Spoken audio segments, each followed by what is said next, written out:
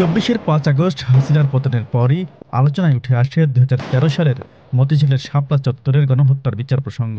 দেশে নাস্তিকতাবাদীদের বিরুদ্ধে আলেম ওলামাদের এই গণজামায়াত থেকে তৎকালীন আওয়ামী লীগ সরকারের প্রতি ১৩ দফা দাবি উপস্থাপন করা হয়।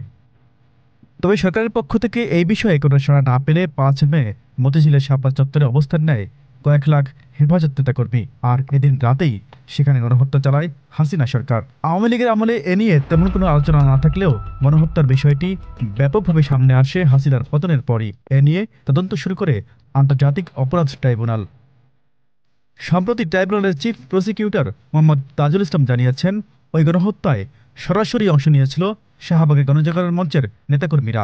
ইতিমধ্যে এই সংক্রান্ত তথ্য প্রমাণ এসেছে তাদের হাতে। সংশ্লিষ্টরা বলছেন, ২০১৩ সালের ৫ ফেব্রুয়ারি আওয়ামী লীগ ও ভারতের মদদে গজিয়ে ওঠা শাহবাগের গণজাগরণ মঞ্চ আইনাঙ্গনে সরাসরি হস্তক্ষেপ করে দেশকে বিভাজনের দিকে ঠেলে দেয়, যার রেশ এসে শেষ হয় ২৪-এর হাসিনার দেশ ছেড়ে পালানোর মধ্য দিয়ে।